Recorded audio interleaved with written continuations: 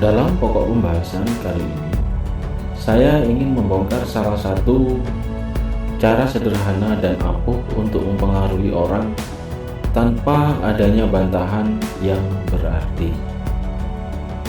Seakan-akan orang yang kita pengaruhi tersebut menuruti apa yang menjadi kemauan kita tanpa merasa keberatan sedikitpun, dengan menggunakan dasar ego orang tersebut.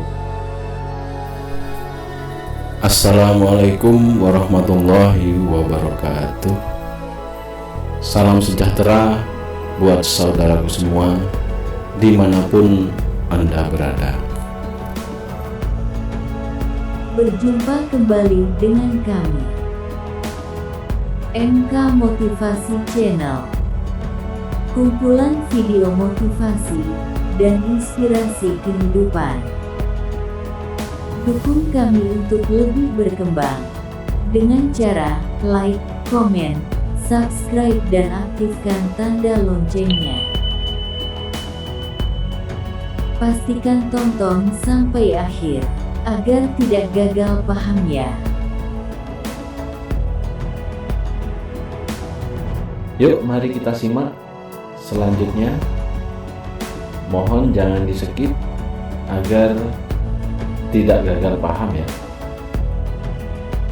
Ilmu yang akan saya bahas kali ini sering dipakai atau bahkan menjadi salah satu trik wajib bagi para telemarketing, asuransi, atau para pembicara yang ingin mempengaruhi para audiennya, atau para pemimpin yang ingin mengarahkan anak buahnya, ataupun anak buah yang ingin mempengaruhi pemimpinnya.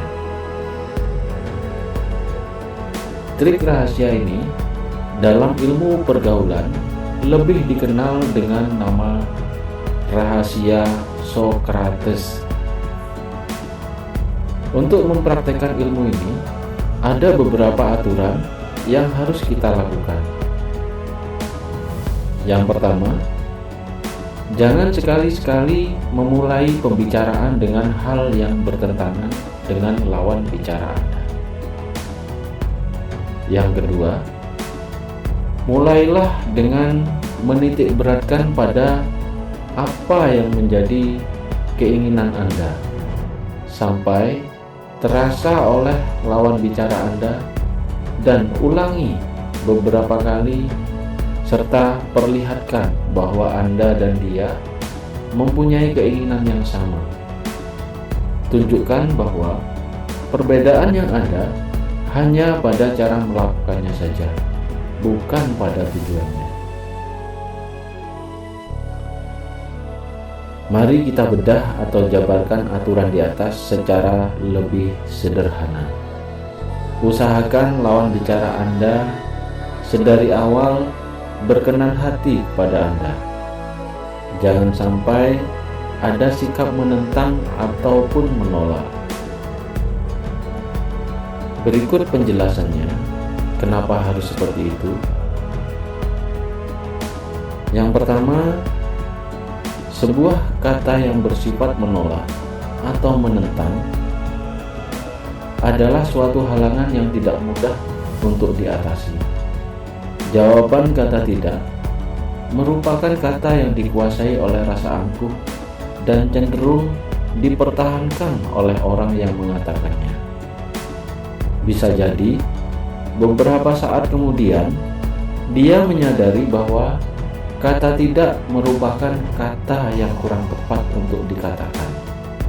Namun, orang tersebut karena sudah dikuasai oleh keangkuhannya, maka orang tersebut cenderung terpaksa untuk mempertahankannya. Sekali dikatakan tidak, maka tetaplah tidak. Oleh karena itu, usahakanlah sedari awal ketemu Anda harus berusaha mengemudikan pikiran dan perasaan lawan bicara Anda ke arah sikap mengiya. Yang kedua, Kalau orang mengatakan tidak, dan memang sesungguh-sungguhnya tidak, maka pengertian yang terkandung di dalamnya lebih banyak daripada ucapan sependek itu saja. Seluruh badan, setiap urat saraf, dan tulang sumsum memusatkan diri pada sikap menolak dan menarik diri. Itu penjelasannya. Namun, pada kondisi sebaliknya juga berlaku demikian. Jika di awal orang mengucapkan kata iya, maka tidaklah terjadi sikap menentang. Semua urat saraf dan panca indera orang tersebut berada dalam sikap menyambut.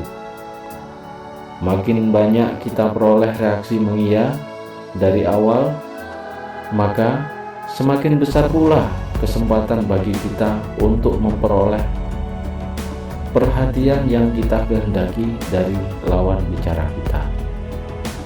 Nah, sekarang kita masuk ke inti pembahasannya ya. Sesungguhnya sangat sederhana saja untuk mendapatkan reaksi iya. Memang kadang-kadang orang merasa dirinya penting dengan memulai pembicaraan dengan kata-kata menolak. Nah, disinilah seni mempengaruhi dan meyakinkan orang itu dimulai. Untuk memperoleh kata iya dalam kesempatan pertama, yang biasanya orang cenderung menutup diri karena masih baru kenal atau merasa lebih berharga dari kita. Maka cara-cara dasar ilmu pergaulan sangat berperan dalam kesempatan ini. Berikut adalah suatu contoh dalam kehidupan sehari-hari.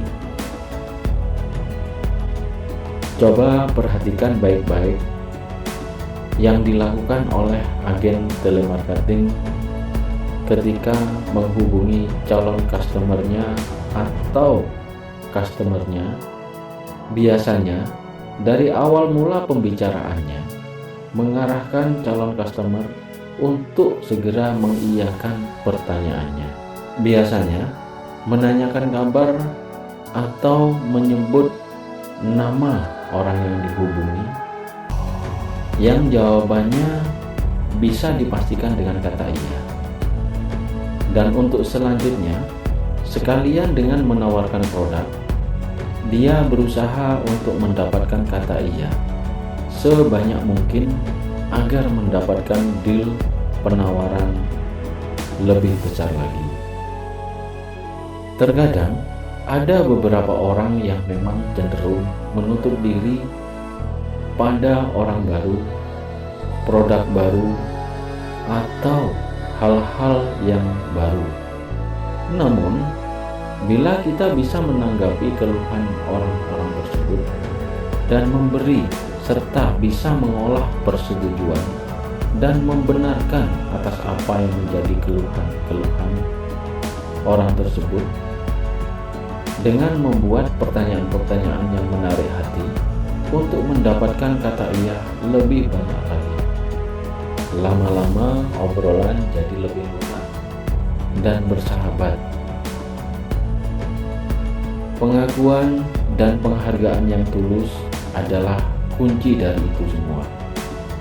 Lebih menguntungkan serta menarik hati orang jika kita bisa memahami pendirian orang lain serta suka berusaha supaya sikap orang lain sejalan dengan sikap kita.